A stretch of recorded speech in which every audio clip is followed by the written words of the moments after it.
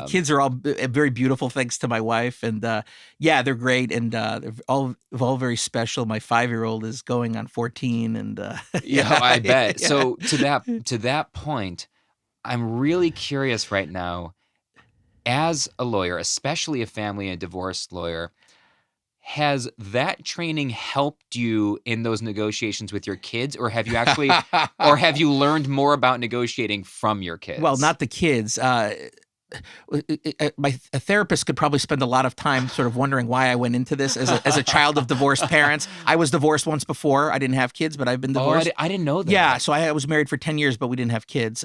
So figuring this out. So what do I learn? Does it is it one of these things where my unconscious brought me to this to say you're going to teach you not how to get divorced and screw your whole life up? How funny. No, it's you learn, so I don't know. So there's a million things we could talk about, but one of the things you learn, dealing with a lot of times psychologists get involved in cases, they do evaluations. You're in touch with your clients' mental health providers because you want to see sort of how they're doing. And one of the things, the number one thing you learn is what kills a marriage mostly. A variety of things do, but the number one thing in my view and what I've learned is empathy, lack of empathy. And the way that manifests itself, and this is the story I tell, is somebody says to you, your wife says to you, comes to you and says, hey, you say, hey, we're going to my folks for Christmas Eve dinner. And your wife says to you, I don't really want to go there. Your dad doesn't pay attention to me. They belittle me or whatever they say that. And you say, oh, what are you, crazy? Like, everyone loves you. Forget it. You sort of downplay that instead of saying, oh my God, I'm sorry. Oh my God, I didn't know that. Like, how do we got to figure out a way through this. Like, I'm sorry you feel that way. Tell me what he does. Do you think it would be helpful if we sat down with him? That's the difference between marriages that can last and marriages that fall apart when you erode that relationship with the lack of empathy.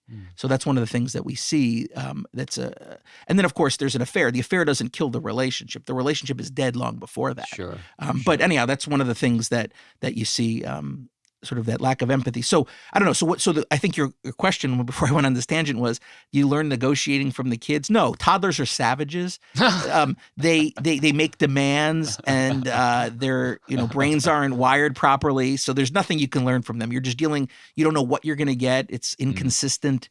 They're disordered. Yeah. That example is so powerful. I also have divorced parents many times over, each of them multiple divorces, and that's a big part of my story, and things you don't realize inform who you become until you can look backwards, right? You look back and you go, oh, obviously I ended up in the field doing what I'm doing now, talking about, like, how obvious is it that I ended up here?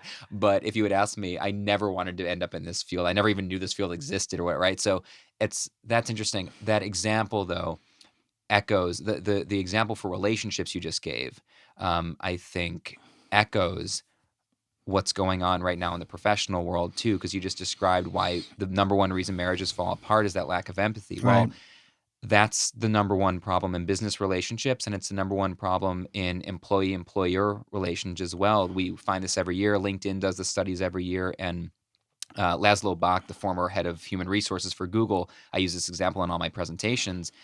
He did this deep study at Google to find out why they were having an employee retention problem, right? Because if you're any other company and you're having employee retention problems, you looked at places like Google, who are the top in the world, and you go, if only we had what they have, we wouldn't have employee retention problems, right?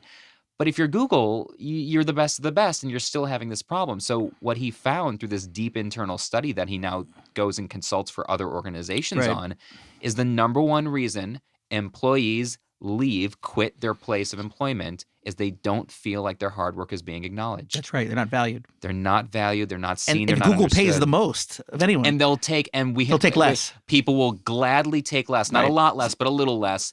They'll take slightly worse benefits, less perks, a little bit less pay. They'll be happier for a place that they feel valued. And it's just so. And that's what it is. And your wife or your spouse needs to feel valued. Yeah. And you have to work at it all the time because you get frustrated and you get angry. Oh yeah. And you're stressed out from work, and but you got to make time to value that person.